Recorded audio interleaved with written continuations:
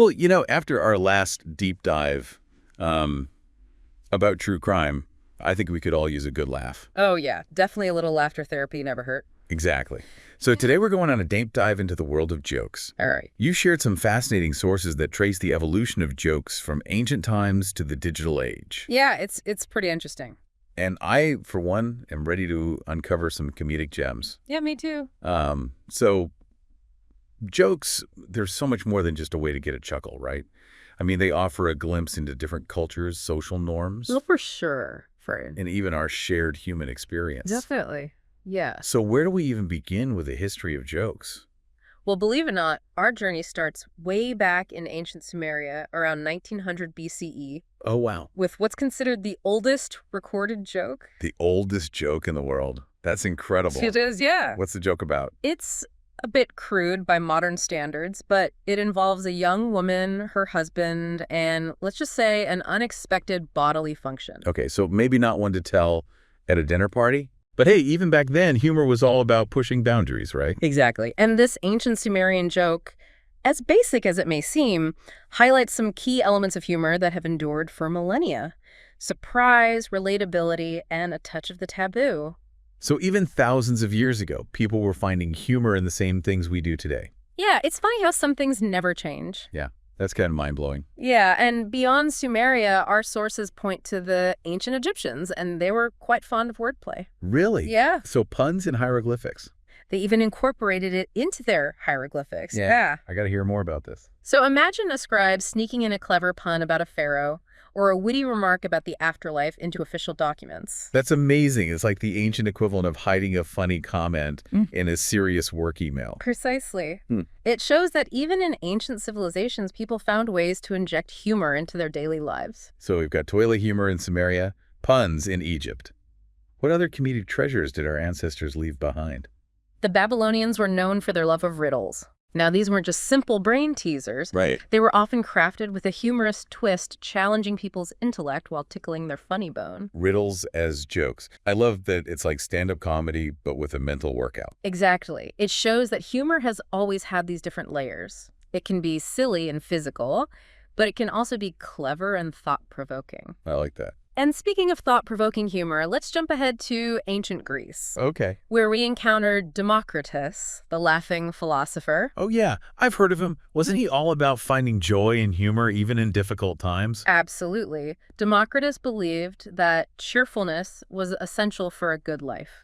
He saw humor not just as entertainment, but as a way to cultivate a positive outlook. That's a great perspective. Yeah. It's a good reminder that laughter can be a really powerful tool for well-being. Yeah. But let's not forget about the Romans. Of course not. They were known for their love of a good laugh. Well, absolutely. Yeah. We even have evidence of this in the Philogulus, a Roman joke book. That's essentially a compilation of jokes from around the 1st to 4th centuries AD. A Roman joke book? That's amazing. What kind of jokes did they tell back then? Well, many of the jokes in the Philogulus deal with pretty timeless themes. Themes that are still relatable today, like absent-mindedness, marital spats, and those kind of awkward moments that we all experience. So Roman humor wasn't all that different from our own. Not really, no. It's fascinating to see how some jokes can truly transcend time and culture. For sure. It highlights the enduring nature of humor and how certain comedic themes resonate with humans across centuries. So we've gone from toilet humor in Sumeria to, Roman jokes about marriage. That's right. It seems like no matter where you go or when you are, people find something to laugh about. It's true. So what happens to humor as we move into the Middle Ages? Right. Things got a bit more serious during those times, right? You might be surprised to learn that humor was actually quite prevalent in the Middle Ages, Really? even in the midst of knights and castles and well plagues. So even in those seemingly somber times, people were still cracking jokes. Absolutely. In fact, humor became a vital coping mechanism Wow. and even a subtle way to kind of critique those in power. Interesting. Think about the role of minstrels and court jesters. Those were like the entertainers of the medieval world, right? Yes, but they were more than just performers. Yeah. They used satire, wordplay, and wit to poke fun at authority figures, Right. often slipping in social commentary under the guise of humor. So it's like medieval stand-up comedy with a subversive twist. Exactly. I love it. Humor as a form of resistance. And it wasn't just gestures. Riddles continued to be popular, often containing intricate wordplay and metaphors, Right. showcasing the medieval love for language and wit. It's incredible how humor can be both a form of escape and a tool for social commentary, I agree. even in a time period we often associate with darkness and hardship. Yeah, it's pretty powerful. But what about the Renaissance? Yeah, Did the rebirth of art and learning influence humor as well? absolutely. The Renaissance marked a significant shift in how humor was perceived and utilized. Okay. Writers like Geoffrey Chaucer and William Shakespeare Oh, yeah. elevated humor to an art form, incorporating it into their literary masterpieces. Oh, yes. Chaucer's The Canterbury Tales. Right. They're full of body humor and clever wordplay. He had a knack for making even the most scandalous tales witty and engaging. Yeah, and then you have Shakespeare, a master of puns, irony, and comedic timing. Oh, yeah. His plays, particularly his comedies, are filled with hilarious characters and situations that are still relatable and funny even today. Shakespeare's humor is truly timeless. He managed to capture the complexities of human nature and the absurdity of life in a way that continues to resonate with audiences even centuries later. It's true. His work is a testament to the enduring power of wit and intelligence in humor. It wasn't just about making people laugh, it was about doing it with style and sophistication and a deep understanding of human nature. So from toilet humor in ancient Sumeria to the literary genius of Shakespeare, we've seen quite an evolution of humor. We have. I'm curious, what happens as we move into the Enlightenment? Did the age of reason and scientific discovery dampen the human need for laughter? Not at all. In fact, the Enlightenment saw the rise of satire as a powerful tool for social and political commentary. Writers like Jonathan Swift used humor to expose hypocrisy, challenge societal norms, and spark debate. Ah, yes. Swift's A Modest Proposal. Exactly. It's such a brilliantly dark and satirical piece, using humor to address the serious issue of poverty in Ireland. It shows that humor can be a powerful weapon against injustice. It can make people laugh while simultaneously forcing them to confront uncomfortable truths. So even in the age of reason, humor played a crucial role in shaping public discourse. For sure. It was a vital part of the intellectual and social landscape. But I'm eager to dive into the 19th century. Okay. How did the Industrial Revolution and the rise of print media impact the world of jokes? Well, get ready for some major shifts because the 19th century brings about some exciting developments in the world of humor. One of the biggest changes is the move from oral traditions to print media. So instead of jokes being shared in taverns and marketplaces, they were being printed in newspapers and magazines. Precisely, this meant that jokes could reach a wider audience. Right. They could become part of a shared cultural experience. Okay. And even be preserved for future generations to enjoy. I can imagine people eagerly awaiting the latest issue of their favorite magazine, just to see what new jokes were circulating. It's like the 19th century version of scrolling through memes online. I like that analogy. And alongside this shift to print media, we also see the emergence of stand-up comedy's precursors in vaudeville and music halls. So those variety shows with singers, dancers, and comedians were essentially paving the way for the stand-up comedy we know and love today. Exactly. Those performers honed their comedic timing, Right. their stage presence, Yeah. and their ability to connect with a live audience, laying the groundwork for future generations of comedians. I can just imagine those vaudeville theaters filled with people escaping the realities of industrial life for an evening of laughter and entertainment.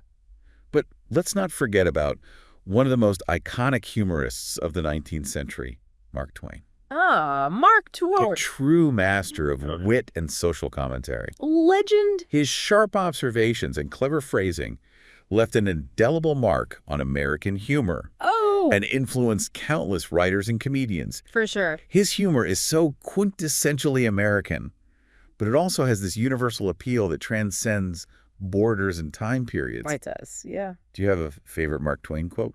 Oh, there's so many. I'm sure you have a few.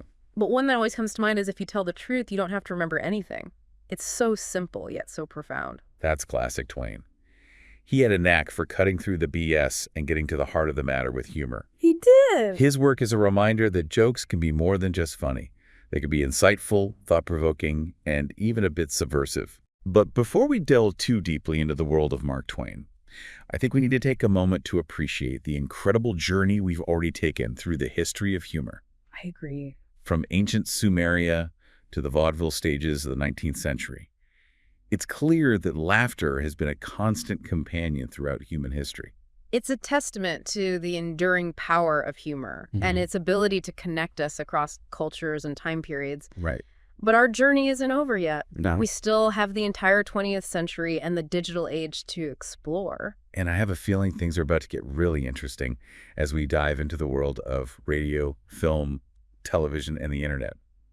Buckle up, listener, because we're about to enter the golden age of comedy. Let's go. All right, so we're on the cusp of the 20th century, a period of immense technological and cultural shifts that would reshape the landscape of humor. And you mentioned radio, film, and television. Yeah. Each of those mediums seems like it would have had a profound impact on how jokes were told and shared. Absolutely. Take radio, for example. It brought comedic sketches and storytelling directly into people's homes, fostering a sense of intimacy and shared experience. Oh, see. Imagine families gathering around their radios, laughing together at the antics of their favorite comedic characters. Yeah, it's so different from how we consume humor today with, our individual screens and personalized feeds. Yeah, for sure. There's something quite charming about that shared experience of listening to the radio together. Definitely. And then came film, which in its early days was silent. Right. And this gave rise to the brilliance of physical comedians like Charlie Chaplin, Yeah. whose ability to convey humor through movement and expression transcended language barriers, making him a global icon. Oh, Charlie Chaplin is a true legend. Oh, he is. His ability to make people laugh without saying a single word is just incredible. It's really something. It really highlights the universality of physical comedy. Precisely. And as film transitioned into the talkies, comedic duos like the Marx Brothers and Laurel and Hardy took center stage, their witty banter and slapstick routines becoming instant classics. Yeah, those classic comedy duos, they had such impeccable timing and chemistry. Oh, yeah. Their back and forth exchanges are still hilarious today. For sure. For sure. But what about television? It feels like that's when comedy really exploded into the mainstream. You're absolutely right. Yeah. Television brought iconic shows like I Love Lucy and The Honeymooners into living rooms across the nation, Right. shaping the comedic sensibilities of a generation. Yeah. What I find fascinating about a show like I Love Lucy is how Lucille Ball's physical comedy and facial expressions still make us laugh today. Oh, she's a legend. Your comedic genius seems to transcend time. It does. Lucille Ball was a pioneer not just for her comedic talent, but also for her role as a female lead in a major television show. Right. She paved the way for countless female comedians who followed in her footsteps. And speaking of paving the way, we can't forget about the stand-up comedy boom that emerged in the mid to late 20th century. Oh, yeah. This is where icons like Richard Pryor, Joan Rivers, and George Carlin took the stage, using humor not just to entertain, but to challenge societal norms and spark important conversations. Absolutely. These comedians were game changers. Yeah. They weren't afraid to tackle controversial topics, using humor as a weapon against injustice, prejudice, and the status quo. Richard Pryor, in particular, was fearless. Yeah. He talked about race, politics, and his own personal struggles with a raw honesty that was both hilarious and deeply moving. He was way ahead of his time. He really pushed the boundaries of what was acceptable in comedy. Absolutely. And Joan Rivers, with her sharp wit and biting observations, she fearlessly took on everything from gender roles to celebrity culture, paving the way for a generation of female comedians who weren't afraid to be bold and outspoken. And then you have George Carlin, a master of language and social commentary. Oh, yeah. His routines were like philosophical dissertations disguised as stand-up comedy. Right. He made you think deeply while you were laughing your head off. It's a special talent. Yeah, it really is. What's remarkable about these comedians is that they use humor, not just as a form of entertainment, but as a catalyst for social change. For sure. They made audiences laugh, but they also challenged them to think critically about the world around them. They really did. It's a reminder that humor can be a powerful tool for both reflection and action. Definitely, yeah. But as we move into the late 20th century and the dawn of the internet, how does this rapidly evolving technology reshape the landscape of humor? The internet brings about a seismic shift in how jokes are created, shared, and experienced. Oh, okay. It's a game changer in every sense of the word. It's almost impossible to imagine a world without memes, viral videos, and instant online sharing. I know, right? The internet has democratized humor in a way that was never possible before. It really has. Suddenly, anyone with an internet connection can create and share a joke. Right. and it has the potential to reach a global audience in a matter of seconds. We've moved from a world of passive consumption to a world of active participation in the creation and dissemination of humor. And with that comes a whole new set of comedic forms, like memes, which are essentially visual jokes that can be adapted and remixed endlessly, Yeah. reflecting our collective obsessions, anxieties, and shared cultural experiences. Memes are like the modern-day hieroglyphics, using images and text to convey humor in a concise and shareable format. Right. They tap into our collective consciousness, creating a sense of community and belonging among those who get the joke. And then you have viral videos, which can take a simple joke or a funny situation and amplify it to a global scale, Yeah. bringing laughter to millions of people across borders and cultures. It's incredible how humor has adapted and thrived in the digital age, Yeah. finding new ways to connect us, make us think, and, of course, make us laugh. But with all these new forms of humor emerging online, it makes you wonder, what does the future hold for jokes? Will we all be communicating through memes and emojis? It's hard to predict the future of humor with any certainty. That's true. But I think it's safe to say that technology will continue to play a significant role in shaping how we create, share, and experience jokes. I mean, we already have AI trying to write jokes. Yeah. Who knows, maybe someday we'll have robots doing stand-up routines. It's definitely a possibility, but while technology might change the delivery mechanisms, I believe the essence of humor will always be rooted in human experience. Okay. Even if AI can generate a technically sound joke, Right. it's the human connection, the shared understanding, and the ability to find humor in the unexpected that will always make a joke truly funny. So no matter how advanced technology becomes, the human element of humor will always be essential. Absolutely. Jokes at their core are a reflection of our shared humanity. Mhm. They're a way for us to connect with each other, to cope with the absurdities of life, and to find moments of joy and laughter, even in the face of challenges. It's a beautiful reminder that laughter truly is a universal language. It is. But as we continue our deep dive into the world of jokes, I'm curious to hear your thoughts on how the internet has impacted the types of jokes we tell and the way we perceive humor. That's a great question. The internet has undoubtedly created a more diverse and dynamic landscape of humor. We have access to jokes from all over the world representing different cultures, perspectives, and comedic styles. It's like a giant global joke swap Yeah. where everyone is contributing their own unique brand of humor. I like that. But has this also led to a fragmentation of humor? Mm. Do we all laugh at different things now? It's definitely possible that the internet has led to a more personalized experience of humor. Right. We can curate our own feeds, follow specific comedians, and engage with jokes that align with our own sensibilities. So maybe instead of a shared cultural experience of humor, we now have these individual echo chambers of laughter. There's certainly a risk of that, but I think there's also an opportunity for the internet to bridge cultural divides Okay. and expose us to different types of humor that we might not otherwise encounter. It's like that saying, laughter is the best medicine. Yeah. Maybe it's also the best bridge between cultures. I love that. And as we move into the 21st century, I think it's important to remember that humor is constantly evolving. Right. What was funny a decade ago might not be funny today. Yeah. And what's considered edgy or offensive in one culture might be perfectly acceptable in another. So how do we navigate this ever-changing landscape of humor? Are there any universal principles that guide what makes something funny? That's a question that philosophers and comedians have been pondering for centuries. I bet. But I think there are some common threads that run through most forms of humor, regardless of culture or time period. Like what? Give us some insights. Well, surprise is often a key element of humor. Okay. We laugh when our expectations are subverted, when something unexpected happens, or when we see the world from a new and unexpected angle. So a good joke is like a good plot twist. Yeah. Keeps us guessing and then surprises us with a punchline that we didn't see coming. Exactly. And relatability also plays a crucial role. Okay. We laugh at jokes that reflect our own experiences, observations, or anxieties. Right. Humor often helps us cope with the absurdities of life by acknowledging that we're not alone in our struggles, awkward moments, or strange observations. So laughter is a way of connecting with others who share our experiences. Absolutely. And then there's the element of incongruity. Incongruity. Yeah, we laugh when things don't quite fit together, when there's a mismatch between our expectations and reality. So like a cat wearing a tiny hat. Exactly. The incongruity between a cat's usual demeanor and the absurdity of wearing a hat creates a comedic effect. So surprise, relatability, and incongruity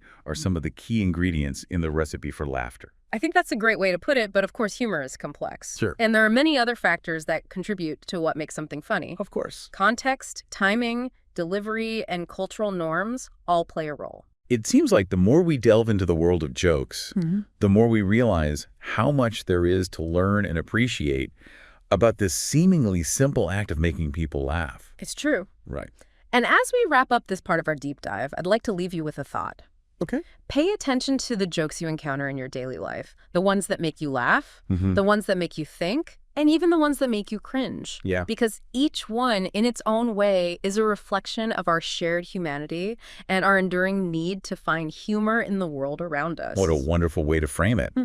Jokes are more than just a source of amusement. Yeah. They're a window into our culture, our psychology, and our shared human experience. Exactly. But our journey isn't over yet. No, it isn't. We still have to explore the vast and ever-evolving world of digital humor.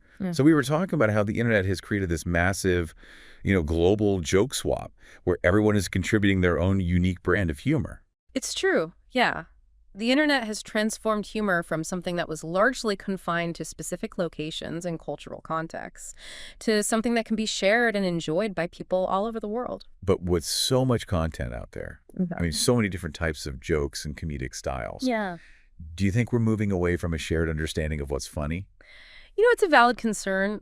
With the ability to kind of curate our own online experiences, it is possible that we're creating these individualized echo chambers of humor, only exposing ourselves to jokes that align with, our own tastes and sensibilities. So instead of laughing together as a society, we're now laughing in these smaller, more fragmented groups. There's definitely a risk of that. But, I also think the internet has this potential to bridge cultural divides and expose us to different types of humor that we might not otherwise encounter. Like how a funny video from Japan can go viral in Brazil. Exactly. Connecting people from completely different cultures through shared laughter. That's the beauty of it.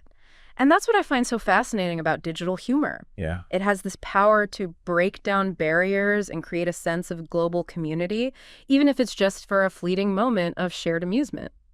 But let's talk about some of the specific ways humor has evolved in the digital age. Okay. You mentioned memes earlier. Yeah. They seem to be like the dominant form of humor online. They really are. Memes are incredibly powerful because they're so visual, shareable, and adaptable. Well, they can take a simple image or a phrase yeah. and transform it into a joke that resonates with, millions of people. And they often rely on a kind of shared cultural knowledge. All right, for sure. Like you have to be in on the joke to really get it. Absolutely. Memes tap into our collective experiences. Yeah. Whether it's a popular TV show, a current event, or even just a shared feeling of frustration or absurdity that we can all relate to. It's like they create this secret language of humor that only certain groups understand. But even if you don't get a particular meme, there's still something inherently funny about the format itself. I think that's part of the appeal.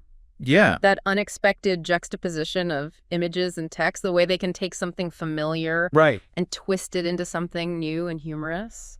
And then there are viral videos, which can capture a funny moment, a silly prank, or even just a person's genuine reaction to something and turn it into a global phenomenon. Viral videos have a way of capturing those raw, unscripted moments of humor that we all experience in our daily lives. Yeah. They remind us that laughter can be found in the most unexpected places. Yeah. Even if it's just a cat playing with a box or a baby giggling uncontrollably. So in a way, digital humor has brought us back to some of the basic elements of what makes us laugh.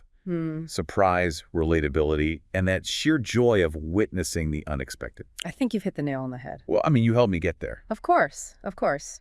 But as we conclude this deep dive into the world of jokes, I'd like to pose a final thought for our listener. As we've journeyed through the history of humor from ancient times to the digital age, we've seen how jokes have evolved and adapted and reflected these changing social and cultural landscapes. Right. But what does this tell us about ourselves? What does our sense of humor reveal about our values, our fears, and our shared human experience? That's a great question to leave our listeners pondering.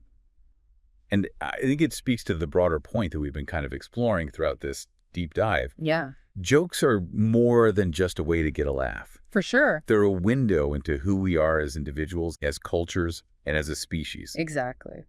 So listener, as you encounter jokes in your daily life, Whether it's a meme that pops up on your feed, a stand-up routine you watch on Netflix, or even a corny joke your dad tells at the dinner table. Yep. Take a moment to appreciate the artistry, the history, and that deeper meaning behind that moment of laughter. And never underestimate the power of a good laugh to connect us, uplift us, and to remind us of the absurdity and the beauty of this thing we call life. Well said.